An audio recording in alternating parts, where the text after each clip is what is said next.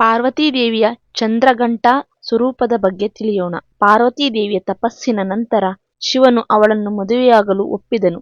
ಬೂದಿ ಬಳಿದುಕೊಂಡು ಕುತ್ತಿಗೆಯಲ್ಲಿ ಹಾವುಗಳನ್ನು ಧರಿಸಿ ಮದುವೆಯ ಸಮಯದಲ್ಲಿ ಶಿವನು ತನ್ನ ಘೋರ ರೂಪದಲ್ಲಿ ಬಂದಾಗ ದೇವತೆಗಳು ಮತ್ತು ಪಾರ್ವತೀ ದೇವಿಯ ತಂದೆ ತಾಯಿಯರು ಭಯಭೀತರಾದರು.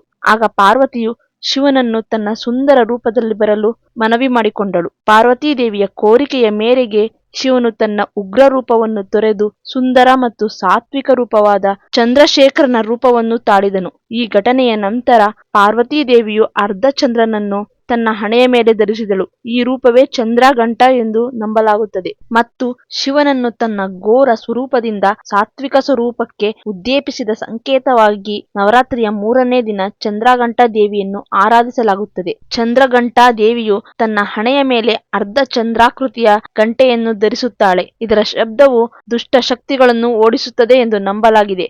ಆಕೆಯು 10 ಕೈಗಳನ್ನು ಹೊಂದಿದ್ದು ಅವುಗಳಲ್ಲಿ ವಿವಿಧ ಆಯುಧಗಳನ್ನು ಹಿಡಿದಿರುತ್ತಾಳೆ. ಅವಳು ಹುಲಿಯ ಮೇಲೆ ಸವಾರಿ ಮಾಡುತ್ತಾಳೆ. ಇದು ಅವಳ ಧೈರ್ಯ ಮತ್ತು ಶೌರ್ಯವನ್ನು ಪ್ರತಿನಿಧಿಸುತ್ತದೆ.